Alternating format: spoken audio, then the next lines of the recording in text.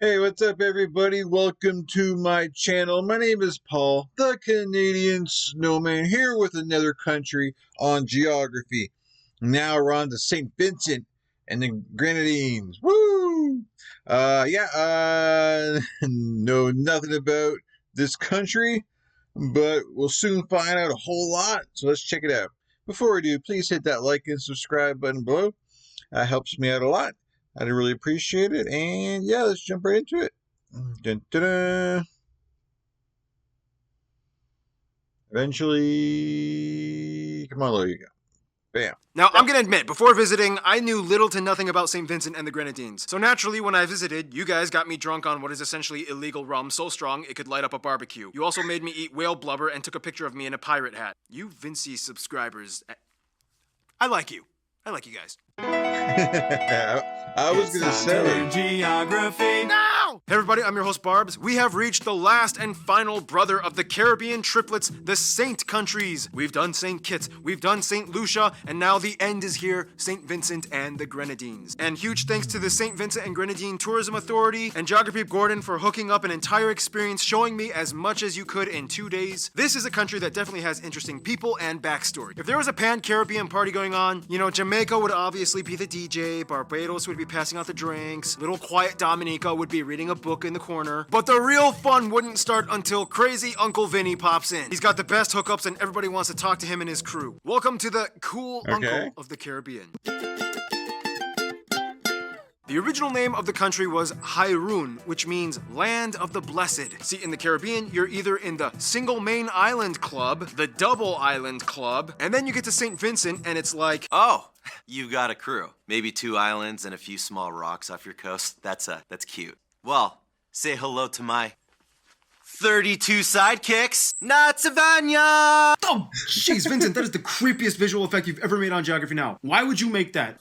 Well, you told me to be creative. Anyway, to the globe. St. Vincent and the Grenadines are located in the Caribbean just at the southern tip of the Windward Island chain, which is part of the Lesser Antilles, which is basically all the small islands east of Puerto Rico. The country is made up of St. Vincent, the main island, at about 88% of the landmass, where around 90% of the population lives. The remaining 12% is made up of the Grenadine Islands, an archipelago of smaller islands and islets shared between St. Vincent and Grenada, most of which, though 32 to be exact, belong to St. Vincent, about 2/3 of the entire Grenadine Island chain. 8 of these islands are inhabited or partially inhabited. St. Vincent's Grenadine Islands extend from what is considered to be the very first of the Grenadine Islands, Young Island, only about 200 yards from St. Vincent's mainland, all the way south to the furthest island, Petite St. Vincent, which sits only about a mile away from Petite Martinique, which is the northernmost island of Grenada's Grenadine Islands. The country is divided into 6 parishes, 5 on St. Vincent Island, and the Grenadines all within themselves make up the last and final parish. When you go to St. Vincent, everyone will say the island is shaped like a left hand, and the locations of towns and sites are always usually referred to being either on the windward side, or the Atlantic coast, or the leeward side, being the Caribbean coast. The capital and largest city is found on the south leeward side, Kingstown, not to be confused with Kingston, which is Jamaica's capital, Kingstown, whereas the next largest towns are Georgetown in the north windward side, and Barley in the mid leeward side. The country has only one main international airport on St. Vincent Island, Argyle International. From there, the country has 4 other regional and private airports, Bequia, Mustique, Canouan, and Union Island. Back to St. Vincent though, the largest commercial harbor of course is in Kingstown, where luxury cruise lines dock and you can catch ferries to the main inhabited Grenadine Islands. However, the largest cargo shipping harbor is just a skip away in Camden Park Industrial Zone. There are 2 main highways, the Leeward Highway that ends in Wallaboo, and the Windward Highway that ends roughly in New Sandy Bay Village. However, you can take a rougher local road all the way to the town of Fancy, the northernmost point of the country. From there are no roads that connect the entire uninhabited northwest quarter of the country between the 2 towns. The government has considered maybe building a road, but too many variables are at play, and if a potential volcanic eruption should occur, it is likely that this area would be in the path of destruction. And so that's about it. All you need to know about the social structure of St.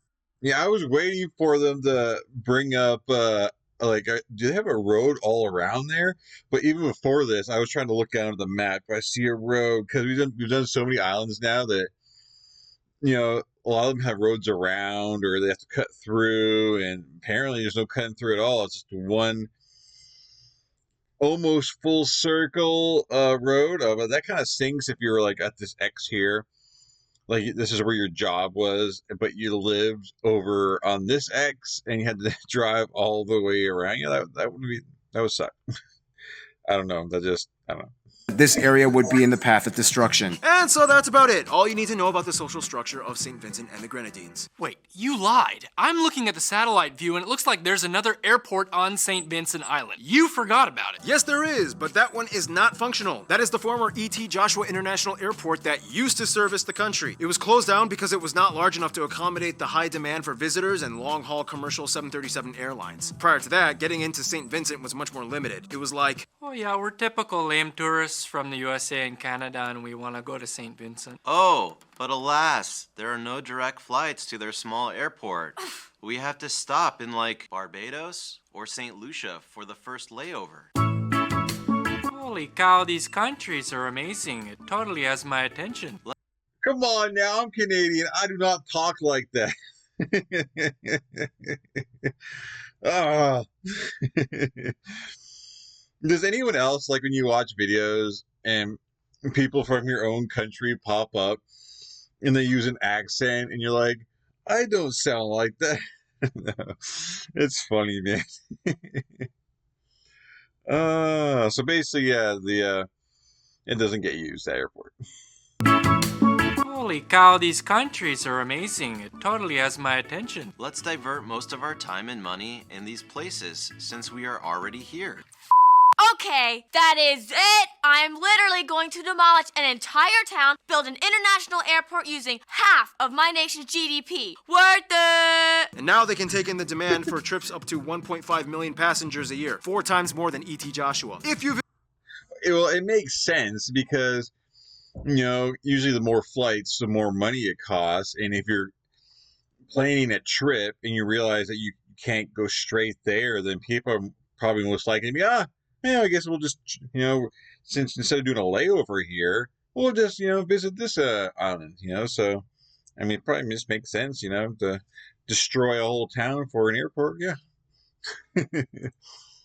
make sure you visit at least one of the Grenadine Islands. Keep in mind, many of the Grenadine Islands are either luxury resorts or privately owned, and access is limited to a certain degree to outsiders. We don't have time to explain everything about every single island or key in the Grenadines, but if you want the incredibly condensed rundown, Bequia. Yes, pronounced Bequia. It is the largest and most populated Grenadine island at about 6,000 people. They even have their own flag that alludes to the whaling industry that they are famous for. Mustique, the Millionaires Island, privately owned by the British Mustique Company, and it even has a small village for the citizens. Canawan, the Billionaires Island, privately owned by the Bahamian Canawan Resort Development Company. This is where the stupidly rich people go to avoid the annoying millionaires. Union Island is like the place where the actual people from St. Vincent go to have a getaway. Down-to-earth vibe with people that celebrate their own festivals and traditions. Mairo, the smallest permanently inhabited island. The main town everyone lives in doesn't even have an official name, and there's a small resort in Salt Whistle Bay. And Mairo is technically part of the Tobago Keys, which is a marine park, uninhabited, but totally popular for some of the best diving spots. All of Palm Island was leased for $1 a year by an American couple, as long as they agreed to build a resort and employ the locals. Petite St. Vincent, the southernmost island, is privately owned by the U.S. Freedom Resorts Company. It has 22 Balinese-inspired luxury cottages. Bitoya and Baliso are uninhabited, dry, shrubby islands that hold a dark and important historical place in the nation's history. And Petite Mustique has a funny story about a dude that got caught in a real estate fraud scam. Then you have the smaller, empty islands with pretty much nothing on them. And so yeah, Any plans to build stuff on those other empty islands or those creepy island or whatever, the Bastique one? Because, man, apparently you guys got a lot of rich people living there. I'm sure one of them might be like, I want my own island, and just decide they have their own place on one of the other ones. Maybe. that's just about it for all the Grenadine Island clusters. If you decide to visit, here are some of the top spots you might want to consider checking out. These forts, the man-made Happy Island. There are 18 petroglyph sites, the most famous ones probably being in Connery and Leu. Wallaboo Heritage Park, Orange Hill Biotechnology Center, the Iron Man statue, Kingstown Market, Black Point Recreational Park and Tunnel. Wallaboo Bay is basically where Port Royale from Pirates of the Caribbean was filmed. And you can also see the Hanging Arch there as well. Mopion Island, which has just a single thatched umbrella on it. And probably the top site of the entire country, the Botanical Gardens, with over 500 species of plants. And that's the thing. So who goes to, where is it at? And probably the top site of the entire country, the Okay. Well, I'm talking about the island with the umbrella eye. Like, who goes there? Like if you just want like a beach where you don't want like no one like setting up, their beach chairs right next to you, so you just go to your own mini beach, you can jump in a kayak or something. I don't know. Like, who put that umbrella there? So many questions. Botanical gardens with over 500 species of plants. And that's the thing about St. Vincent and the Grenadines. They bank a lot of their tourism on nature and they take conservation pretty seriously. Let's discuss more of that in... When you enter St. Vincent, you'll notice that the country is noticeably greener and lush compared to more commercialized, bustling Caribbean nations. I mean, their tourism motto is St. Vincent, the Caribbean you're looking for. And it's no wonder. I mean, not far from the airport, you have the most pristine black volcanic sand beaches. First of all, the country sits on the Antillean Arc, a volcanic ridge that essentially created all of the Lesser Antilles Islands in the Caribbean. This means that the main island of St. Vincent is also volcanic, with the tallest peak, Soufrière, being a stratovolcano that last erupted in 1979, the year of independence, oddly enough. The country has no main natural inland bodies of water, but the largest thing close to one would probably be the crater lake in Soufrière's caldera. From there, a small mountain spine runs along the island north to south, which collects enough water to create a wide network of streams and small rivers, including the longest one that empties into the Atlantic, the Colinari River. Just south of the river lies the Mesopotamia Valley, known as the breadbasket of the country. This is where the heaviest concentration of agriculture can be found, mostly in fruits and root vegetables. When we go to the south, to the Grenadines, though, you start to see a slight contrast. Because of their size, topography, and location, the Grenadine Islands do not have any permanent streams or bodies of fresh water, and are generally drier than St. Vincent. Cacti and shrubs are more commonly seen growing in these areas as well. Nonetheless, the convergence of cooler, rougher Atlantic jet streams mixed with the warmer, calmer Caribbean air fronts causes the underwater biosphere to mix elements of both seas and flourish in a myriad of unique, colorful reefs and marine wildlife hotspots. Cool. Yeah, basically, if you want a rainforest, stay on St. Vincent. If you want snorkeling, go to the Grenadines. And if you want to just chill at a cafe, try some of that really interesting sea moss tea that they make. Oh, actually, I just found out that that stuff is actually an aphrodisiac, so maybe if you're feeling freaky, drink that stuff. Well, you know me with drinks. All I need is my triple shot of espresso break, which means Noah comes in for this segment.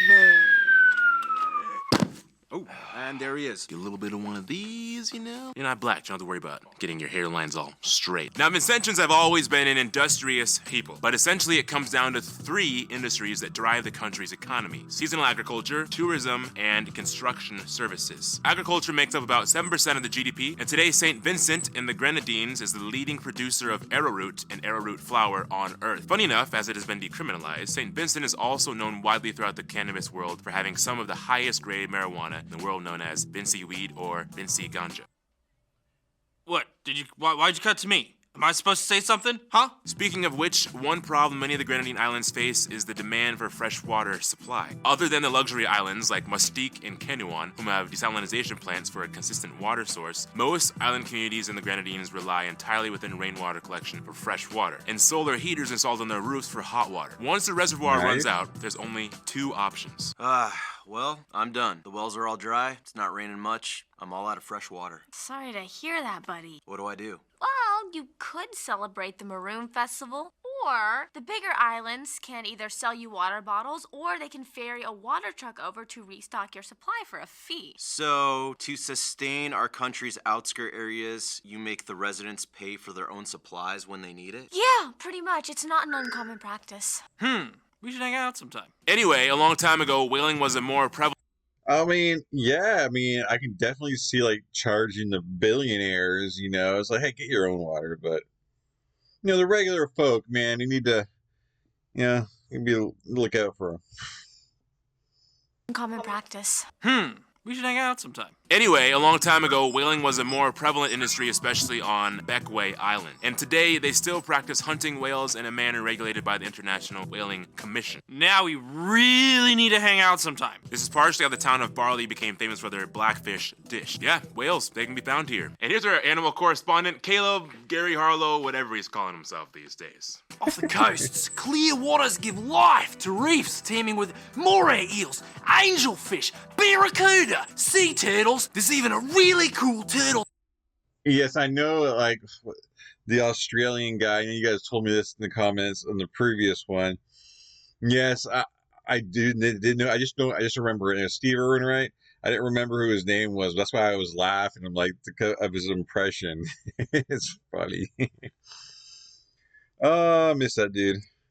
Sanctuary on Bickway Island. Inland though, the wildlife is mostly concentrated around birds and reptiles. And in fact, a new species of gecko with devious looking red eyes was discovered on Union Island in 2005. Otherwise, the national animal is the Amazona gulliganingin, commonly known commonly known as the Vincentian or Vinci parrot. There are only about 500 left in the wild, but fortunately breeding programs have helped revive the little guy, and you can even see some of them at the Botanical Gardens in Kingstown.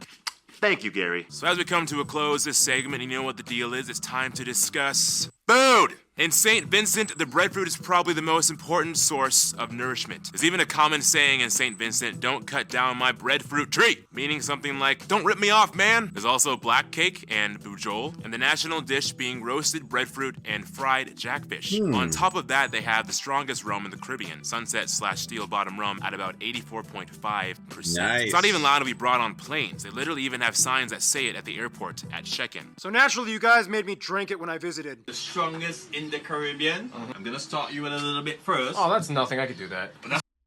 Oh, like I would definitely, if I'm going there to visit, I'm definitely drinking that stuff. I mean, if I can't bring it with me, I might as well, like, you know, enjoy it while I'm there, right?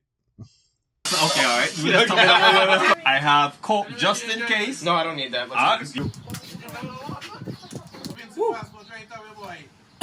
Okay. Yeah, Vincentians have a saying, we don't party normal. Speaking of which, that brings us to... Thank you, Noah. Come to me, Mjolnir. Heimdall, open the Bifrost. Jeez, Noah is such a nerd. Now, keep in mind, a person from this country is called either a Vincentian or Vinci, like with a Y. Anyway, what does it mean to be a Vincentian? I asked some of you guys, the Vinci geography peeps, and here are some of the things you guys said. Being a Vincentian would involve 1, being able to make the best use of every situation and challenge. So some of the things that make us unique as Vincentians, we are quite friendly and hospitable people. Our Creole is quite distinct. It's to be big and small at the same time. It's to be diverse, to be like dynamic. Vincentians are resourceful, resilient, and self-sufficient. We are the rhythms of Africa, melodies of Europe, chords of Asia, and the homegrown lyrics of the Caribbean itself. Thanks, guys. Anyway, here's the demographics graph. First of all, the country has about 111,000 people, and it is the birthplace of the Garifuna people, found throughout the Caribbean. The country is relatively more diverse than other Caribbean states. The majority of the population is Afro-Caribbean black at about 2/3. About a fifth of the country is mixed, mostly between black and white. About 6% are Indian, as in from India, brought over during colonial times. About 4% are white, mostly British in descent, and many are actually transferred from Barbados and are Bajan whites. About 2% are island Carib Kalinago or black Garifuna Caribs, and the remaining population is made up of other groups, such as people from the Middle East and the rest of Asia. They use the Caribbean dollar as their currency, which by the way is pegged to the US dollar at a 2.7 ratio. They use the types A and B plug outlets, sometimes British style G, and they drive on the left side of the road. The official language, of course, is English. However, when they talk to each other, they quickly switch it up to Vinci Creole. It's a very fluid Creole that has its own varying degrees of intensity and intelligibility depending on the context and person you speak to. For example, here's a conversation. Man, me find food, man, it tastes good again. When it just come out, let me taste good, but I know. Yeah, but now it don't taste too pram at all. But that's curry is not enough. Since when? Listen, buy something from curry and we have a trouble. To me, it kind of sounds like Jamaican patois, but don't say that to them. They swear it's not the same. Today, Vincentians are diverse, but people of all kinds have a connection to the native roots of the island, and especially the Garifuna. Who are the Garifuna? Well, basically, in 1675, a slave ship carrying people from the Moko group of what is now Nigeria crashed near St. Vincent. The survivors of the shipwreck, mostly Africans, eventually intermarried with the native Kalinago people, thus created the new people group known as the Garifuna, especially with this guy who led the biggest revolt, and he's kind of like a hero of the nation. And there's a lot more that goes into the story of this nation. To expound a little bit more, here's Random Hannah with culture stuff. Always wanted to do that. As mentioned, the Garifuna played such an important historical role that all of March is considered Heroes Month, and March 14th being Heroes Day. On this day, there is a pilgrimage from Garifuna all across the Caribbean to visit the sites of their ancestors, including Balaso Island, where 5,000 were exiled to die. St. Vincent is also famous for its eco-art, made of sustainable products found on the island. This guy being one of the prominent figures of the movement. St. Vincent also celebrates some of their own unique holidays, like 9 mornings and 9 nights, which are the 9 days leading up to the day they celebrate Christmas. In many of the Grenadine Islands, you can witness the wedding cake dance done by the families of the bride and groom parading to each other's homes. And speaking of homes, Vincentians are kind of known as the builders of the Caribbean. Whenever there's a construction project going on in any country in the Caribbean, it's usually safe to assume there will most likely be Vincentians involved in it somehow. And with construction, they take their own personal homes very seriously. For most Caribbean countries, cars are a status symbol, but for Vincentians, it's their house. Often every home, even small ones, are almost always built with a guest room so that they can have people over and show off. Vincentians are famous for not only having some of the most beautiful pastel-colored dwellings, but also some of the most structurally integritous homes in all of the Caribbean that can withstand Class 5 hurricanes with ease. Reasons being because, well, it's kind of like... I just love wood-paneled bungalows with tiled rooftops. They just look so nice, don't you think? Yeah. I mean, I don't really have the lumber industry for that type of house, though. Then how do you make your homes? I actually do this cool thing where I infuse the volcanic soil into the concrete for stability. It works. You should try it. No thanks. Shut up! I still prefer building with wood!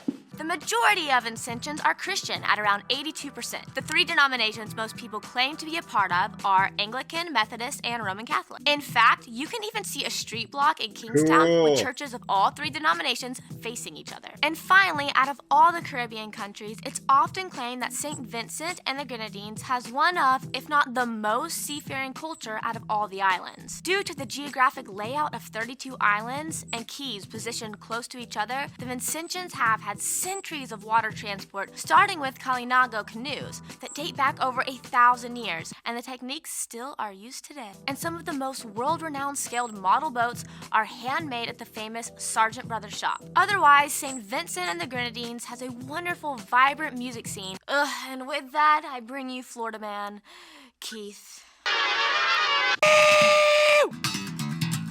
Okay, now each Caribbean country kind of has their own specialty when it comes to the main genres. You know what I'm saying? You know, Jamaica pioneered reggae, Trinidad pioneered calypso, and although St. Vincent didn't create it, they are a soca country and totally re-innovated the genre. In the 1980s, they started the Raga Soca movement with producer Frankie McIntosh being one of the leading figures. Raga is described as a slower paced style with a heavier emphasis on melodies and harmonization and vocals. In the 2000s, though, they switched up the game and created power soca, which is like an aggressively rushed style of soca with nice bass riffs, you know. Okay. Soca is the musical lifeblood of the country. They play it at all sorts of carnivals and music festivals held in the last few weeks of June and the first week of July, called VINCENT. And everyone knows the song Turn Me On by award-winning artist Madzart featuring Kevin Little. Thank you, I'm Keith, and here's my awesome bass riff that you'll never be able to play because I'm so awesome. Thank you, Keith. And now it's time for the incredibly condensed history segment of the episode. In the quickest way I can summarize it, Caribs of South America take over the indigenous Arawak. Christopher Columbus briefly visits. Shipwrecked Africans brought for slavery. Land on St. Vincent, intermarry with the locals and create the new Garifuna Black Caribs. French come in, create the town of Barley. Wars with British. It ends up being taken over by British. More slaves brought in. First Carib War with British. Second Carib War. Garifunas exiled to Balaso Island. Survivors were deported to Mosquito Coast, modern-day Honduras. Slavery abolished. Indians and Portuguese come in. 1902 Soufriere eruption. Self-rule and independence. Mustique becomes the first luxury island. Volcano erupts again in 1979, independence year. Other islands follow the pattern of becoming luxury resorts. Agriculture industry starts waning in favor of tourism. Pirates of the Caribbean filmed here, which boosts more tourism. New airport built to accommodate travel demand. And here we are today. Some of the most famous people you guys, the Vinci Geography suggested I mention in this episode include Duval, Reverend Lansdowne Gilding, Ebenezer Theodore Job, Joshua, Captain Hugh Molzak, Reginald Mitchell, Bridget Blucher. These athletes, Ralph E. Gonsalves, and Susan Dugan. So by now, hopefully you can kind of get the feel of the Vinci vibe. Seafaring construction experts that might occasionally go whaling and definitely love their drinking. Okay, this is just getting weird. Seriously, I'm buying you a drink. And speaking of people that have ties to St. Vincent and the Grenadines, St. Vincent, Uncle Vinny. When the Caribbean needs a guy, they go to Uncle Vinny. I mean, there's a reason why they're the smallest country on the UN Security Council. And that's kind of how they play their diplomatic game. For one, the US, Canada, and UK are the top visitors for tourism, which make a significant portion of their GDP. And of course, the US is the top country for imports as well. Interestingly enough, though, they keep things neutral and maintain relations with Venezuela and Cuba as well. The presidents have met each other in person. They even have portraits dedicated to the friendship in their airport, and many bilateral trade deals have been established, especially in the petroleum and energy sector. As members of CARICOM, they generally get along with other Caribbean countries and have family members in many of their neighboring islands as well. Most Vincentians will claim they have at least one parent or grandparent that came from another island, so the populace is very intertwined. When it comes to their best friends, however, the two I have heard most while interviewing Vincentians are Taiwan and Grenada. They are one of the few countries that recognizes Taiwan's sovereignty over the People's Republic of China, and Taiwan invests heavily in St. Vincent's infrastructure, including the Orange Hill Biotechnology Center, where new crops are being grown to diversify the agriculture sector, and also the construction of the new airport, which was like a big deal. Grenada is kind of like the twin that blends in with St. Vincent and the Grenadines, as they share the last third of the Grenadine Islands with them, and people have been moving back and forth between the two countries so often, it's almost hard to tell who's from where anymore. People in the south close to Grenada even have a similar Grenadian accent. In the end, they will always be close to each other. In conclusion, St. Vincent and his 32 Grenadine sidekicks are kind of like the guys with the hookup in the Caribbean. You need a house built? Hit up Uncle Vinny. You need a boat ride? Hit up Uncle Vinny. You need the party rummed up? Or you better hit up Uncle Vinny. Stay tuned, Samoa is coming up next. Woohoo! I want to build a house. Can you guys come build it for me? Man, make it nice and sturdy. Well, anyways, there you have it, guys. A lot going on. St. Vincent and the Grenadines. Definitely need some money to go there. You know, that'd be cool to have your own island, man. Wouldn't that just be cool to have your own house and like a pretty good sized island where you can kind of have a whole bunch of cool stuff on it? Well, if you got the money, definitely go to, St. Vincent and the Grenadines and, yeah, do that. People seem like really nice and, I bet at parties, it does not take much really for everyone to get drunk, one shot of that and you're probably feeling pretty good. But anyways, guys, please hit that like and subscribe button below. Please and thank you. And I will continue through every country in the world. Please stay along with me. This is going to be awesome. Peace. Catch you guys in future videos. I am out. You guys have a great night. Woo!